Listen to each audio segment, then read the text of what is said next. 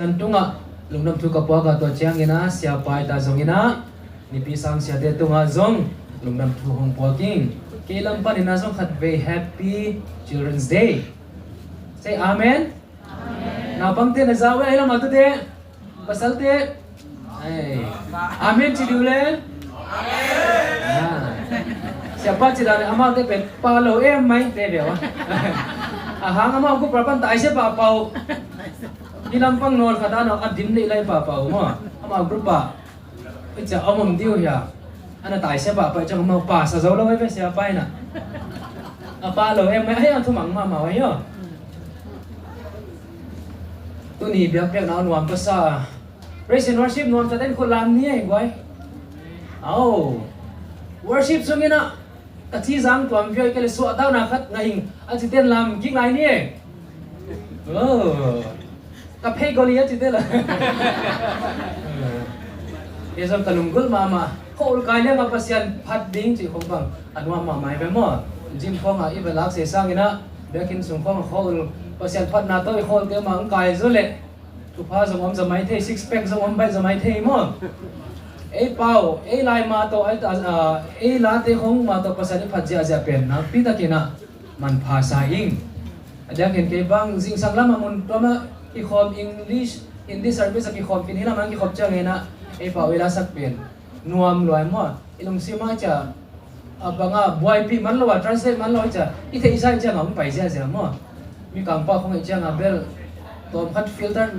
ngai chi dana om to to ina ai zo na hidan khong a e pa ma ma to pasen so ta dai phat thi pe thu pha khat hi to chang ena pasen la tam pi da khong pia thu tam pi da khong pia to zong hi minam ham phan na khat hi tu jing sang sorry tôi tag lang huni na dina lang sa te lai siam tho kam ngong gen te akele na bang grupa pasien min pan ni te hem pyo hang na jong to pa mini phata hem to chiang ina ka sepi ni pi sang sia te tu nga jong dam going akipyak zo na te to tung ina jong khat be chian ki king mo in te ta ka pan na te le akipyak zo na te pen ken za ta paisa ma in cable amina superintendent ka hi game gam hanga bang ma se man lo to hon jong pe man lo chi mai ni asyang syang ina ai zo na mau te na khem pe ong sem na aki sap chang hong dong zelu ba banga na na sem to hiong to pa na sia te tu phang pe sak sem sem ta hen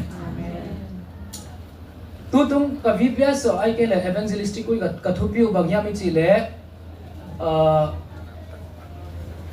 the Lord's army emma the Lord's army pasian gal kap te sang pen gal kap te hi chi khat la jong kin ei mo we are the army of God hina ei teng khem pe pen apiang thak sa khem pe pen pasian gal kap te ki hi amen amen tu tunga naw pang te jong new bets ma amao gal kap pa le kasam ne hin lian te hi na bangom chi dia ma be ki thei lo mo gal kap ichi chang na ilung sim so ka bangom tam cái ngày xuân gal kap ngày xuân chang khana thu mang ngu mo they obey no le paten na ta teo tu gal kap tum thak te bong chiu hiam thu mang lian lian no hiam em chele mo gal kap singa bel cái gil mang pai the lo ri chi khong ta kinga lo den ala sak bang yes sir ichi nom ke le jong yes sir gil na le jong yes sir pai ko le mo hallelujah amen atel se pinto pa du bang pe hen amen pai mana pasian gal kap te changa yes sir chi len len ding te pa lam song song lo ding mo ngap lo pe lo chi to kinga lo pa chana ki discipline pi uk zo na kine nya do mo na gal kap te na pe na hunu na sem len len no apum pi ma jong gik loa overweight ke le jang loa chi bangom kholo yo mo gal kap sem nai te discipline zo ma ma he to chang ama pen ki ging denu ever ready galte bang jang pai ding chi pen ki thei lo chang ama pen amansa gal lo de mansa om gi om ton tu mo hi to chang na ma pen ki pum khadu there are unity and their team asep bang bang sem khom ado bang bang do khom anek bang bang ne khom ga ka te hiu hi to chang ina tom na ding ina ma te pen chi da mina tha tu hi ga kap sem te mo อาทิตย์ดำโลเขาสิกเตะของเบลอีขอสักไปแม่หม้อกับสิ่งปนazomไอ้เกลละมาเป็นอัฐหัดสุ่งดิ้งมาอีเดียฮีตอนมันอ่ะเป็นส่วนที่ของบางอมหม้อ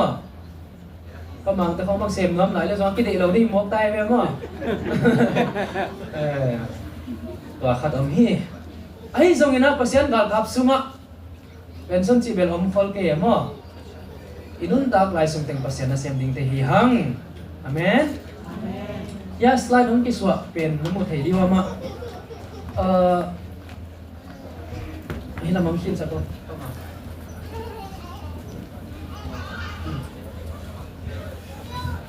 สไตล์เดิมตั้งในคอลเกงนะ Children Ministry ของ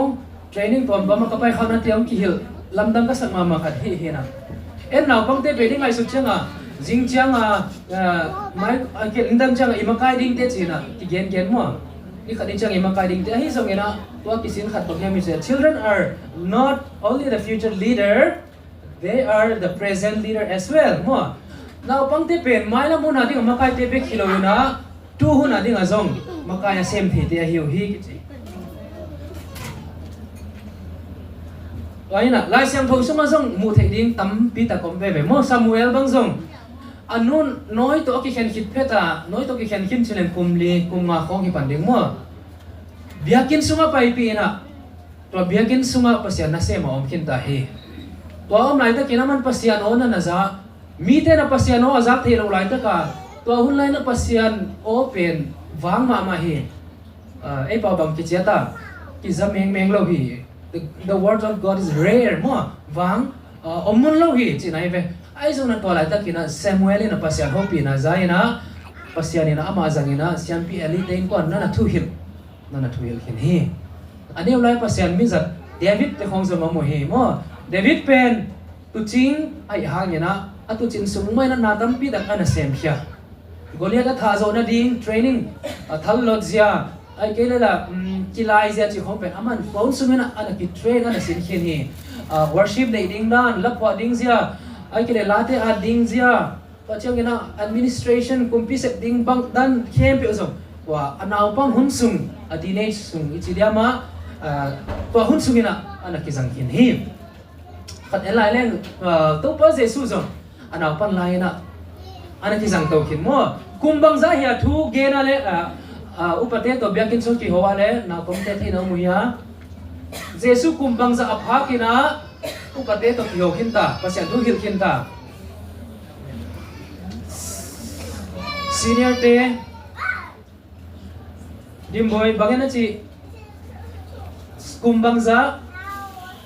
somleni somleni apha ka Jesu na mi da thu hil zia tai ve ama pen pasya ni ai hang na mi hing jong hi mo toy mana naw pang te pe hitel khelo ding hu makai jong asem the pasen jang the hi chi to ngai su na khat ki bon mam hi hang to pan thu pang pek sakta hen ilai sang tho sim ding ong so sak de le o kham ki mu zau ke na mo san ni na thu hil jing na alian guk aneu khat pan kwa ilai sang tho te kan en mai ni mo thu hil jing na alian guk aneu khat pan kwa imun pen bang lamdang samai thi no na pangte ni khong basim di ivek pen ding to sa na sim ni mo ilai sang tho sim sum ivek pen ding to ni e pi na to lai sang tho nei lo te thi an en mai un la anei te nei lai sang tho te en ni mo khan ni thum ki mo le ui mo ding an la pai na ka mua na sui ding no ye na pa te un le na swan ke khap te un to pa no te pasyan am te ne apya te na sui na do ama na sa ka te na ding to pa na pasyan na nun ta ton tungu na sui ding un ke ahong hil son sak thu te pen hi thu pyak na thu kham te le ngei na kip te a hi te pen na khanu asaw te na ding a hi to a hi changin Israel te o no te nuam sa in to pa na pa te u so sianin no te tunga hong cham sa bangin วงน้อยเละควายจูอลวนนากะมะตัมปีพายินนักขันเทนาดีงุนฮิตุเตจาอุนลานาจุยดีงุไงสุนอุน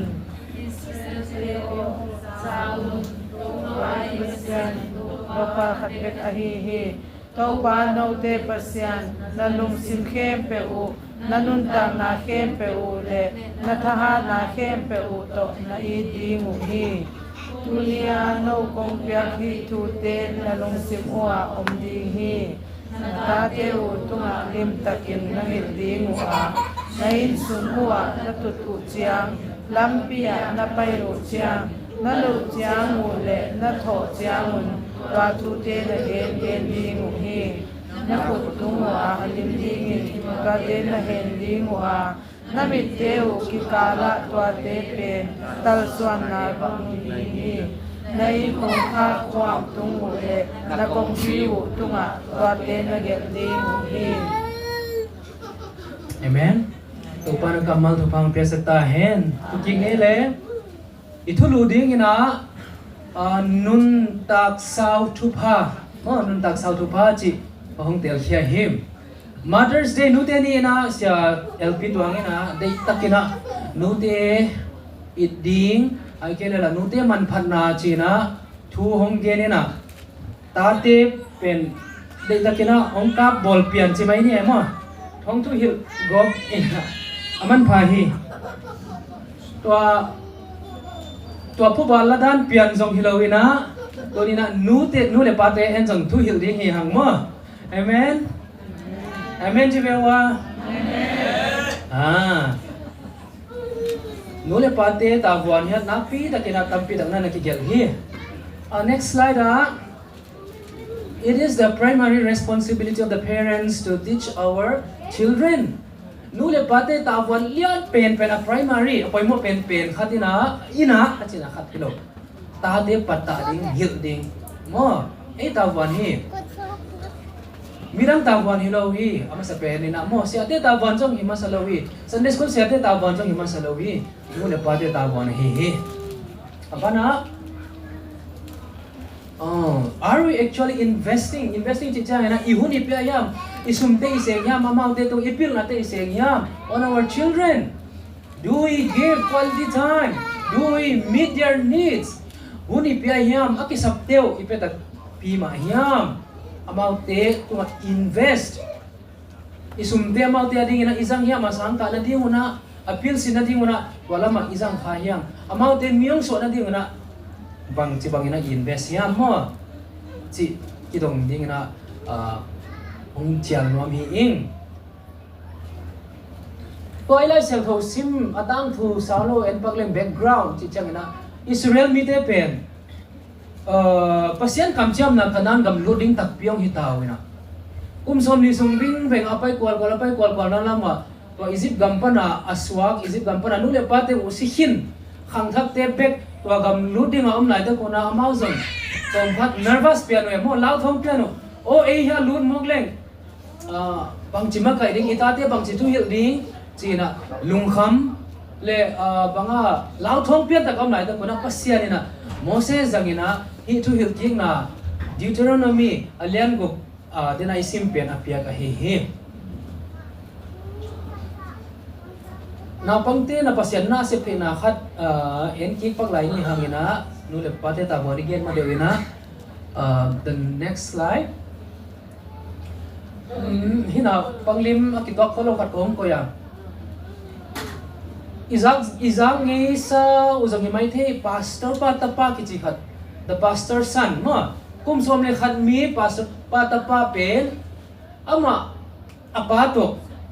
gospel track homa pai hezel chini simina apato ija lampi khong mia to ateu to vapia akele la mi in khong avalotu na to bangena pasiani na Jesus love you jesu nangongit hi nang pen man pha na hi nang pen pa ta khoi na hi nang pen I thoi na hi chi thua ki gel na te khong to ta ne bahom te zelo hi ni khat pen kwanti ki thoi ule guangzu changa apana cancel tu ni pen pai na mai ni boy chi na ap ta papan bang hang en mo chi le khwa guazu khwa sia hi chi ata bapa na adot king na pao hi gwa zup mani na hel khuk sung lut ding mit e pen ana lut lo ding u hiam mo just because it rains to mana eva pai ke leng to te pen ana khol diu hiam ai ke le lut ve ve diu hiam chen apa dong he ama conviction ata papa conviction pen pai ding gwa zu le sang pai ding ba hom ve ve ding chi hi mo ke pai changa apa jong hi le nang bapa le bol chena to ni na apa to pai lo ma gwak pai ina a hom te dan na na hom ina a last piece khat ni lai na pa pen in khata pa pen ing chi na ong ba kiu kung a kiu le ki hong lo ama jong ngak om khat ngak kina kiu ki ke na ki hong tuan lo a thum na ding chi na to khat ki chang aba kiu ki le no pi khatina kong bo hong ina ama jong pia ina nu pinun sang ina nana sim hi asim ki chang ina a next ni pi ni na abyakin wat pa nu pinuang pa na te chi pan nang nei hi chi te chi pan na hong ni na te chi pan na a ke pen kwa ma kai kwan pi de kwa ma in jong ngai no lo ke gwak be kai chong ki om sak kalung ke lo depress lo kai changa ke le ke an ki si bol som ka hi chi mo suicide an nei som dan hi na to table tu madin lai ta ka ki khailum dinga guyok dinga ko ngom ki kiyo ele man jong nak ve ni na aba pai ke sat pot ning che anga le ong ki kiyo je lai changa ni ve nga ka thum ve na are nong kai ne chi na to kong bo hong ina ba ho pi pak ni to ki chang ina sem ning chi la me ve mo aba hon le na pam pa na attract na pe na gospel track ba pe simina Jesu in na man pha hi na ama gwa khat da ngai lo na mo amo na ke pe pen amai sak jok pasya no ma hi na thu ki gel na pe nong sim phak sak yang ina ama zong anun ta nang ki khel chi ni atom mina wa te chi pan na bya ki nang ne hi hallelujah amen doi mana naw pang te zong i bol the ki se phe tam hi mo naw pang kha in zong gup na thu gen the chi hi do not underestimate doi mana naw pang te e naw pang loi ing ken pasya na sem the ke ing chỉ đầu đi nghỉ hàng núi lệ paten xong nào băng nó lại u chỉ đầu đi nghỉ hàng mua tu ni na phát na la sao atam zo pen nào băng nghe về mua Rachel te khampu te có lẽ biak ata without track music om lo ang sa siam ma mua thì tổ chức na mon sang teo nào băng xong pasien thuông gen te kem pe to pan na sem nào hi mua tem sem to zelu na dang ten xong ngan chia mon chi hong gen no ming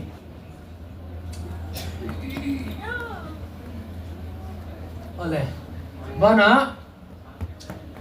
ithulu lam de looking on ni hangina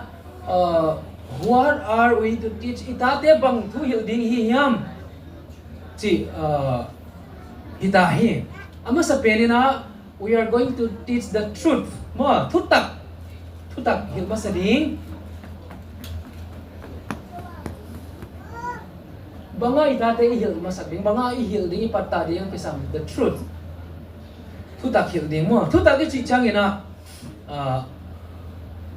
ato mình cái này Jesus hi mà Jesus is the truth cái mà lâu ina qua mà pasien yang tung lâu ding hi cái pen thu man thu tak cái hi chị pasien Jesus hi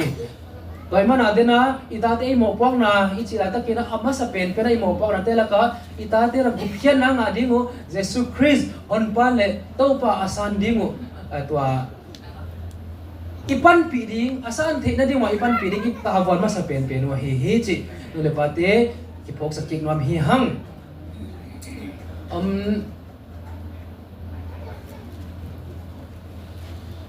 i the lo te pen ki hil the lo we mo rồi mà na en jong na pen the kul en jong ita te hil the na ding ina thu tak i the na ding en jong experience zek kul mo Jesus Christ wi hil nom le Jesus thu ít hệ cool lai sang thâu thu ít hệ nộp lên lai sang ít hiệu nộp lên lai sang thâu thu hiệu cool hi tôi đi na tan neo này lại qua tiếng na ta tiêu na lai sang thâu thu cái lim chi na ông nghiền nghe hòa lẽ cốt cái làm sao ta mấy này na cái lùng đâm nó mà khát cô xiêm tê na aluk ding chang ai muốn sợ chang cái na tell me Adam and Eve story Adam le every time thu ong yelin ai ke la Jesus tui tung apai na chi khong ta lai sang thu thu thon pam te ong a hiểu ting a hong ngen je le mo khát về về chắc ít thá đại igen đi na xong cái thế lo ai xong à ít thấy bằng mà han chém này igen suk suk lệ ấy xong tạm thu gen cho xong cái xin hi pa mấy mà cái này nuôi lệ pa tam pi ta tua dan ta tên là tạm thu angai nom lại hiam ai cái này là tạm thu mấy lo ba là đang khong cái này nè anh kim chẳng ai im musuk giờ khong ai khadiam chỉ bằng ngày sum na om ding de ing mon vậy mà nên là en hi nei te pen amau te pe son ding chi ilai siang tho de na isim na imu a he he khat be tak chiang ena nu le pa pol khat pa te chi se mai ni hangena lot to ki bang the mo lot a pen bang chi ha mi chi le thu tak again le ata te nui san noi be mo to ne nang jong pasien thu gen som le chin ata te hong pe rong nui san ve vai diam lot Sodom le Gomorrah ko bi pen kusisari kita lotin tua thu zai changa de isak ta ka ama pa ding te ba hit le ama na thu sim bet lo we chiam ni gen khom sao mo a hangina aman pen thu tak gen nge kholo ai changa again sun sun le min chiam ni gen na sao ai ma nu le pa te thu tak gen nge ke le gen sun sun chi song ta te na ong thu sim lo mai thei mo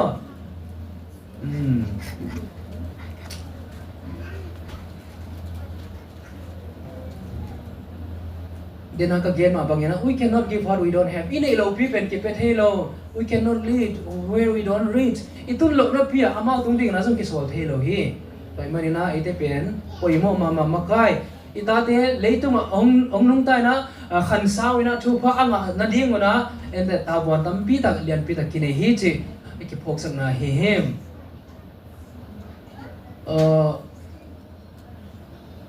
to ai mani na dang te ina yom chang ina na dang te i mat sang ina mo laptop te man ai ke la i phone te ina dang tuam tam te i mat sang ina i hun nei chang ina ilai sang tho te ma man zo ina ila bu te ma man zo ina i music instrument te ma man zo ina to bang ina amang te to hun jang ina pasyan min phat na ne khom leng pa pen man phama ma khading hi chi bong han thonum na he him to chang ina how are we to teach our children bang chi bang ina an itate hilding patading experience mo nisimina experience tua to ding same to ding chi a him every day dina alian aneu sagi na lup na tunga hilup chiang itut chiang akeli lami pai chiang itho chiang ina mo to hun cha again ding izu ding him to hina parenting is it's not a job mo tade patta nai chi pen cham noi ai kele la ki mol na mai hi het lo hi chi ong phok sang ma he it's a very serious lai siang thong jong serious ta kena lai siang thong jong na gen hi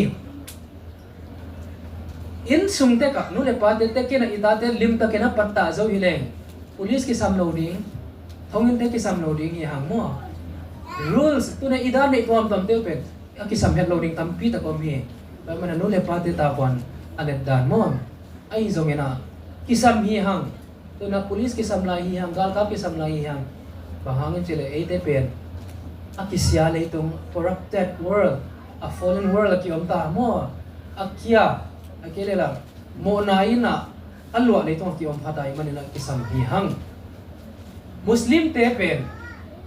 atang pi na amao islam abyak nau ama adi na religion may biak na may hilaw na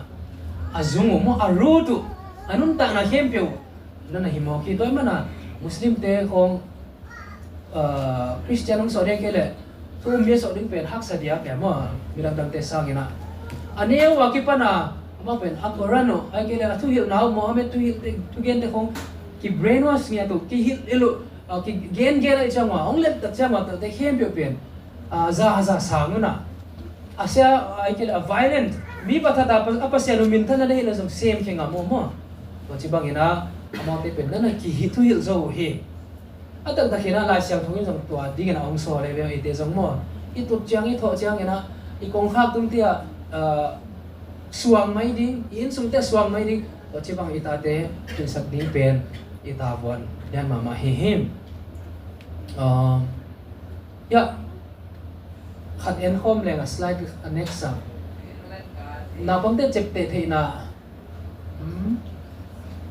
hi ma hearing gain azak be kuna ma pen 10% khong bang cham te thei ki chi mo amu be kuna 20 to 30 observing watching demonstration to action tom to ki hi te pen 30 to 50% doing amau ma yung sa tak chang ina 75 to 90% pen cham te zo hi chem toy mana school khong ate khong pel 10% khong thei mai thei mo na pang ten amu tam pe nu le pa te ki in suma hi ai manina nu le pa te na i sep te i nek te i khoi te pen amau jong dei na kina ong zui to hi 90% bang e tung pa na sinwa hi ka chinom na he ena hoi i sep le hoi ong sem di mo hi mai hoi lo i sep nge le amau jong sure mo pa pa nong zui te di mo hi to Delhi a emi pastor khat ina te chipan na khat again apian khak mai na apazung zun emi khat na hi to kina apa na azu kham cha anu vo thei zel ni aman to lai na azine mai na kenji ka nei chenga na ka pa na kanu bang bang ina vo het ke ni china alung si ma thu khen san na nei ke hi ai zo ina aman jiom nei tak chang ina piang thak nai no changa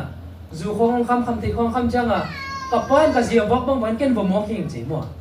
exactly I did what my father did ena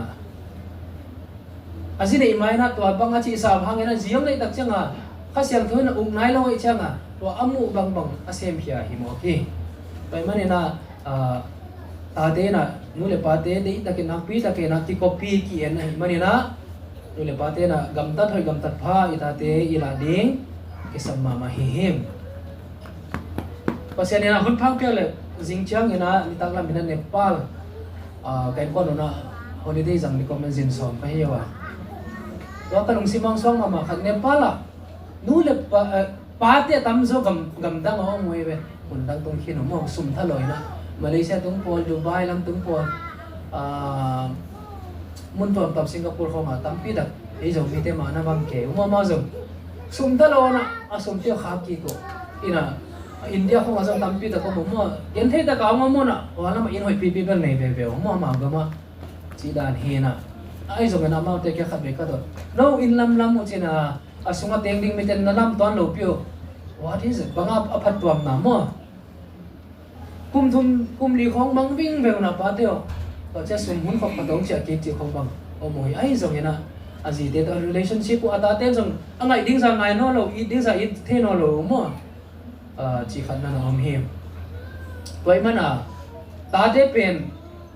akisa putam pi ta kom en khat be ta changa a physical needs ong ipyak hak bek le ita van jo kong kisa mo mau pen emotional needs on na ne spiritual needs ala ma jong kitak sam ne lung si ma jong kitak sam ne yom pi nya ding jong kitak sam mo pai mana ina om nge me lo pa te khong bel alung khamai ma kasak khata hi him pai mana na ko jong pasian ina hun phang pyak le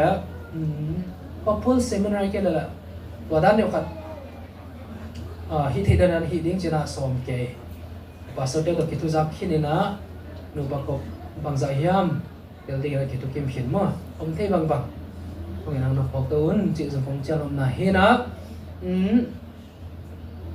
olo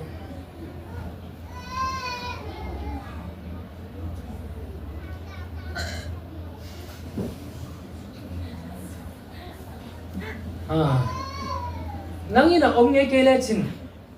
na ta te bang chi bang hil thei mok ding na hi hiam a tho chiang un a tu chiang un lama pai chiang un a 24/7 phial lai sang thoi na amau te to om khom ding thu ding a ong gel na ta ke na ei pen ina om nge ke mok len bang swak ding a hiu hiam mo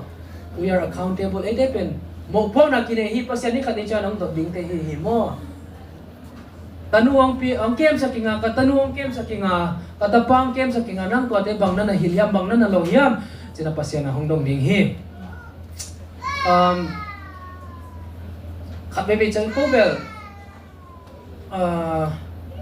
mi te bang ina set na ahoi lwa kan nei khak lo khong ai ke la siadang te banga alang langa ong ki chia ke lo khom bang khat alang khalama ka thu phau khat ana hi na ken khonung phok mo naw te to hun ki jang khom khamun zo de dang na a hoi pen he ke phel zo ngena lungkim da ta ka amau te ki hil ina ki patta kha mo blessing in disguise achiu khat khat ana jang kha hiung roi mana alung kim mama uni chiang ta ni na mo pasyan hung pya ta te patta na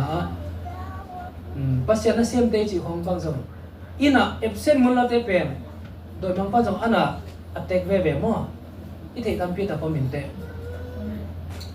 Bob Pierce World Vision founder babang tu ni chiang dong tua World Vision bel pasyan na se ta ken jang lai chi ni pi tam pi ta ken phat pa a million asim mi gen hei te mi zo mi ta ga te ding ina pasyan lam pi khata hon sam na hi ai zo ina Bob Pierce ji ina bang gen mo khem chi ne ka pasalina